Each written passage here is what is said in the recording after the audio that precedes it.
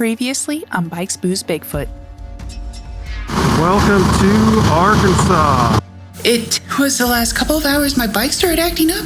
It won't speed up. You don't even want to know what these hoses are for. It started to act up again. It slowed way down on the highway. I got off on the shoulder and turned on my hazards.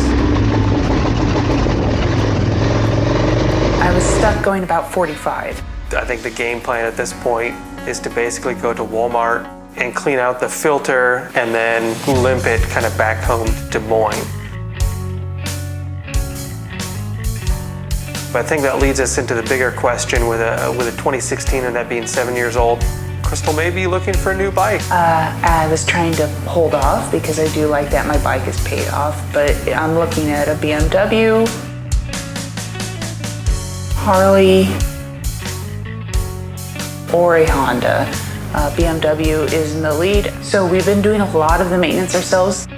Using our phones, we found somewhere that would have tools, cleaner, space to work on the bike, and most importantly, breakfast. So we made it to a Walmart. It was about 2 miles away. We're hoping that it's the fuel filter so that we can get it kind of cleaned out so that I can get it back home and not the fuel pump. We're gonna just keep topping off my tank and keep it as full as possible. Unfortunately, I have to go off of Ben because my fuel gauge has never really worked. So I never know where I'm at with fuel. I really hope that this kind of fixes it temporarily so that we don't have to worry about it, but that's gonna be more money out the door. I did just buy new tires and we did just change the brake fluid because they didn't do it correctly at the place that I usually take it to. Working in the parking lot, after struggling for about an hour, we were able to get the fuel pump out of the bike and get to the filter. Unfortunately, the inner gasket broke into 2 pieces in the process. There would be no chances of riding the KTM back home. It would need to be hauled.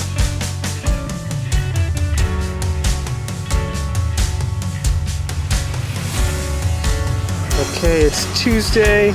As you can see, the KTM is on a U-Haul trailer, so not quite what we'd hoped would happen on this trip, but the fuel filter is super clogged.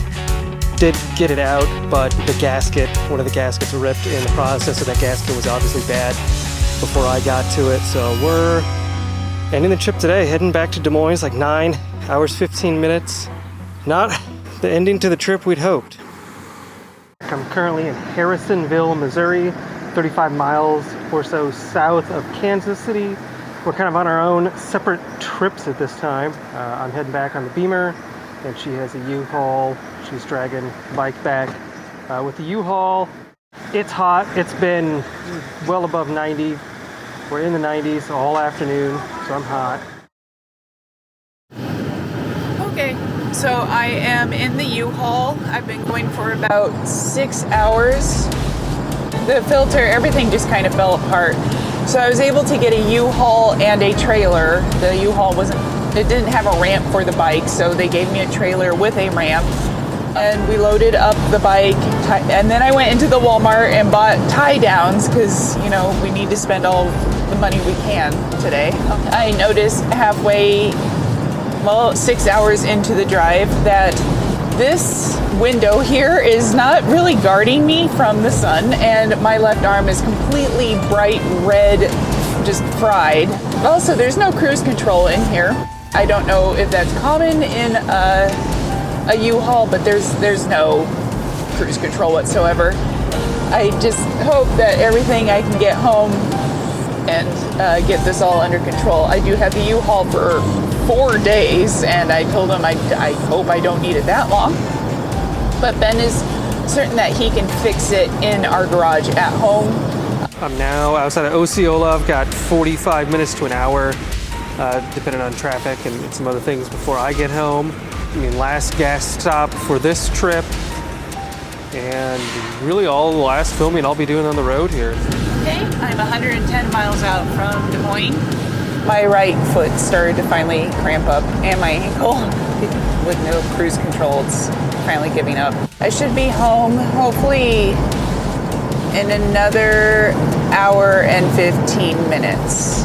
I did find out that Kansas City is one of the bumpiest places ever. Glad to be home. Probably the biggest thing that happened is I was reminded my lights on my BMW suck at night and my GPS stopped working, so I'm not sure what's up with that. Very concerning if my GPS that I haven't had for very long is already dead. So that pretty much concludes my adventure getting back from Hot Springs. I think it's 500-600 miles. I'll have to check on that.